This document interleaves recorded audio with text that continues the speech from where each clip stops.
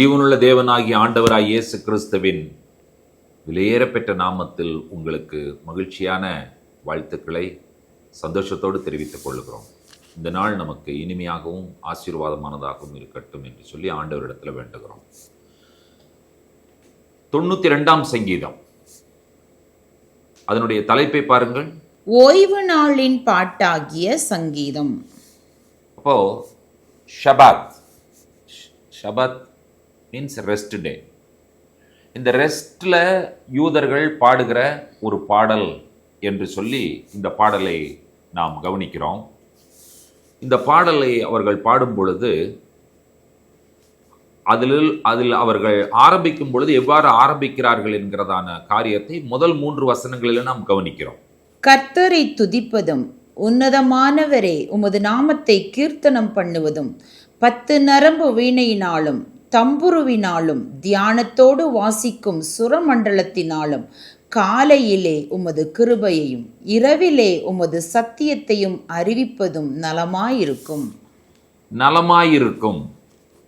It is good அல்லது it is appropriate என்று சொல்லப்பட்டிருக்கிறது.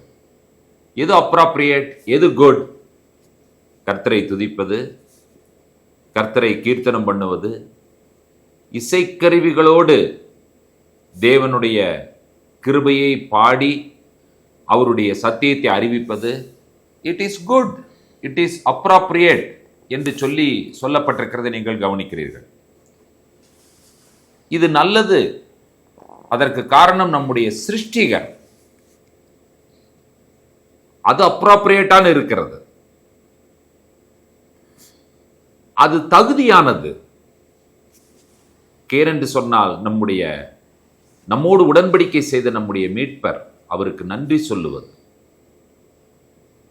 இது நல்லது. காரணம் என்னவென்று சொன்னால், நம்மை விடுதலையாக்கி நம்மை ஆசீர்வதிக்கிறவர் ஆகையினால நாம் அவரை துதிப்பது நல்லது. It is good. Why? Because the one who is all good is always good. எப்பொழுதும் நல்லவராய் இருக்கிறவர் எப்பொழுதும் நமக்கு நன்மை செய்கிறவராகவே இருக்கிறார். நம்முடைய எல்லா காரியங்களிலும் நமக்கு ரொம்ப உதவிகரமாக இருப்பவர், நம்முடைய தேவைகளை சந்திக்கிறவர். That's why it is good. நாம் அடுத்தவர்களுக்கு முன்மாதிரியாய் இருப்பதற்கு ஆண்டவர் நமக்கு உதவி செய்கிறார். ஆகையினால் அவரை துதிப்பது நல்லது. பிரியமான தேவனுடைய பிள்ளைகளே, ஏதோ வாயளவில் நாம் அவரை துதிக்கிறோம், ஸ்தோத்தரிக்கிறோம் என்பது மட்டுமல்ல என்பதை நீங்கள் புரிந்து கொள்ள வேண்டும். சங்கீதக்காரன் சொல்லுகிறார், என்னை மகிழ்ச்சிப்படுத்தினீங்க, அதற்கு காரணம் உம்முடைய செய்கைகள். நீர் என்னுடைய வாழ்க்கையில் செய்த செய்கைகளினால் நான் மிகுந்த மகிழ்ச்சியோடு இருக்கிறேன். நான் ஆனந்தமாக சத்தமிடுகிறேன். என்னுடைய வாயிலிருந்து சந்தோஷத்தின் மிகுதியினால் சத்தம் எழும்புகிறது. ஐ ஆம் ஷவுட்டிங். காரணம் என்னவென்று சொன்னால், உம்முடைய கரத்தின் கிரியை, என்னுடைய வாழ்க்கையில் நீர் செய்த கிரியைகள். சொல்லும் பொழுது சொல்லுகிறார், உமது கிரியைகள் மகத்துவமானவைகள், யோசனைகள் மகா ஆழமானவைகள். அடுத்தது அவர் சொல்லிவிடுகிறார் பாருங்கள், யாருக்கு அது புரியாது என்று சொல்லும் பொழுது, மிருக குணமுள்ள மனுஷன் மூடன், அதை அறியான், அதை உணரான் என்று சொல்லப்பட்டிருக்கிறதை நீங்கள் கவனிக்கிறீர்கள்.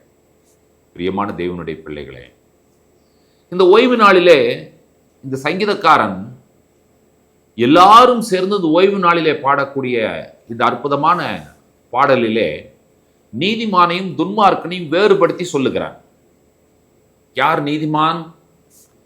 ஷபாத் டேல, ரெஸ்ட் டேல தேவனுடைய சமூகத்தில் உட்கார்ந்து தேவனுடைய மகத்துவமான கிரியைகளை பாடுவது, துதிப்பது, அதுதான் ஃபிட், அதுதான் அப்ரோப்ரியேட், அதுதான் நல்லது, தகுதியானது என்று சொல்லுகிறாரே. அவர் யார் நீதிமான், யார் துன்மார்க்கன், அவர்களுடைய வாழ்வு எப்படி இருக்கும் என்பதை அழகாக இந்த சங்கீதத்தில் அவர் விவரித்து சொல்லுகிறதை நீங்கள் கவனிக்கிறீர்கள்.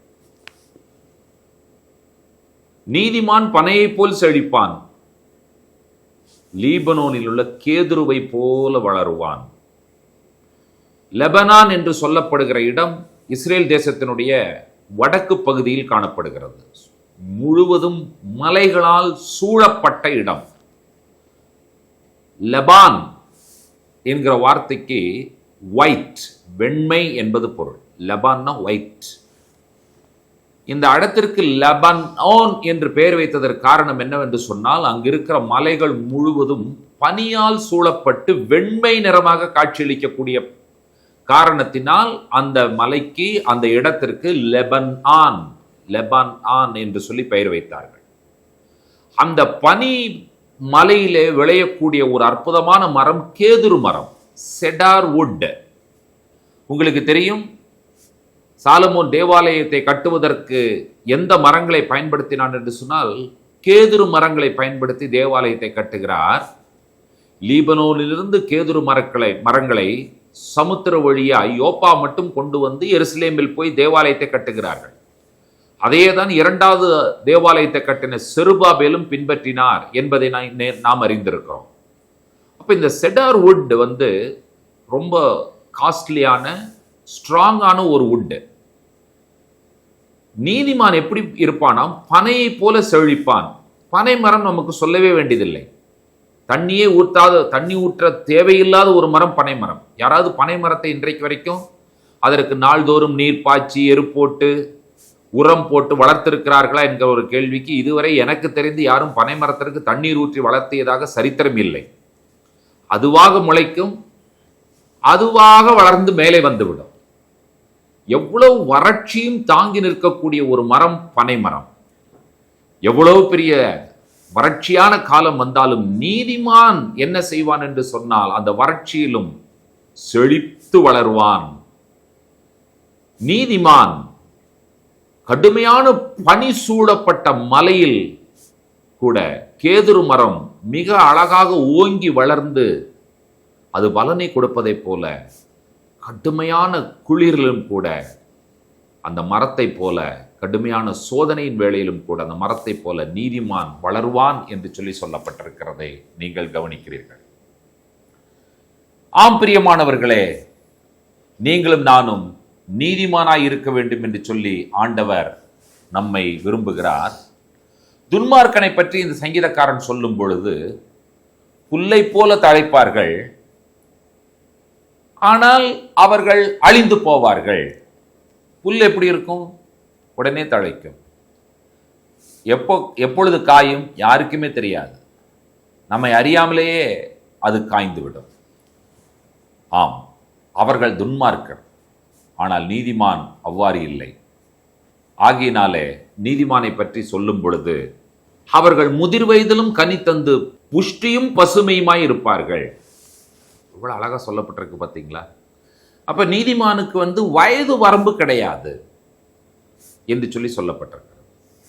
இதையெல்லாம் ஓய்வு நாளிலே உட்கார்ந்து தியானிக்கும் பொழுது, ஆண்டவரே, உம்முடைய நாமத்து நிமித்தம் என்னை நீதிமானாக மாற்றிவிடும் என்று சொல்லி நாம் ஆண்டவரிடத்தில் கேட்க வேண்டும். வேதம் சொல்லுகிறது, இந்த பூமியிலே நீதிமான் ஒருவனும் இல்லை, ஒருவனாகிலும் இல்லை. ஆனால் குமாரனாகிய ஆண்டவராய் இயேசு கிறிஸ்துவின் திரு ரத்தத்தின் மூலமாக நாம் அனைவரும் நீதிமான்கள் ஆக்கப்பட்டிருக்கிறோம். அவருடைய நீதி ஆண்டவர் நமக்கு கொடுத்திருக்கிறார். அவருடைய நீதி நமக்கு வஸ்திரமாக கொடுக்கப்பட்டிருக்கிறது. ஆம், நீதியின் வஸ்திரம் தரித்தவர்களாய், பனையை போல செழித்து வளர்கிறவர்களாய், லீபனோனில் கேதுருவை போல ஆரோக்கியமாய் வளருகிறவர்களாய், முதிர் வயதிலும் கனி தந்து புஷ்டியும் பசுமையுமாய் இருப்பவர்களாய் கர்த்தர் உங்களையும் என்னையும் மாற்றுவாராக என்கிறதான ஆசீர்வாதமான வார்த்தைகளை இந்த காலை வேளையிலே சொல்லிக்கொள்ள விரும்புகிறோம். ஜெபிப்போம். பரிசுத்தமுள்ள பிதாவே, இந்த ஆசீர்வதிக்கப்பட்ட காலை பொழுதிலே ஜீவனுள்ள தேவனாகிய ஆண்டவராய் இயேசு கிறிஸ்துவின் திருநாமத்தில் உம்முடைய சமூகத்தில் வருகிறோம். ஆண்டவரே, குமாரனாய் இயேசு கிறிஸ்துவின் ரத்தத்தின் மூலமாக எங்கள் ஒவ்வொருவரையும் நீதிமான்களாக மாற்றியிருக்கிறீர். அதற்காய் ஸ்தோத்திரங்களை சொல்லுகிறோம். உம்முடைய கிருபை, இரக்கம், தயவு எங்களோடு கூட இருக்கிறது. ஆண்டவரே, நாங்கள் உம்மை துதிப்பது, இசைக்கருவிகளை வாசித்து தியானம் செய்வது, உம்முடைய சத்தியத்தை பிரஸ்தாபப்படுத்துவது அது நலமானது என்று சொல்லி சங்கீதக்காரன் சொல்லுகிறார். அந்த நல்லமான காரியங்களை நாங்கள் ஒவ்வொருவரும் எங்களுடைய வாழ்க்கையில் செய்துவிட கர்த்தர் எங்களுக்கு உதவி செய்ய வேண்டும் என்று சொல்லி எங்கள் ஆண்டவரும் இரட்சகருமாயிருக்கிற இயேசு கிறிஸ்துவின் விலையேறப்பெற்ற நாமத்தில் வேண்டுகிறோம், ஜெபம் கேளும் பரிசுத்தமுள்ள பிதாவே. ஆமேன், ஆமேன். நம்முடைய கர்த்தராகிய இயேசு கிறிஸ்துவின் கிருபையும் பிதாவாகிய தேவனுடைய அன்பும் பரிசுத்த தேவாவியானவருடைய அந்யுன்ய ஐக்கியமும் சிநேகமும் நம்மனோடும் கூட கர்த்தருடைய வருகை பரியந்தம் நீடித்து நிலைத்திருப்பதாக. ஆமேன், ஆமேன். தேவ கிருபை நம் அனைவரோடும் இருப்பதாக. ஷலோம்.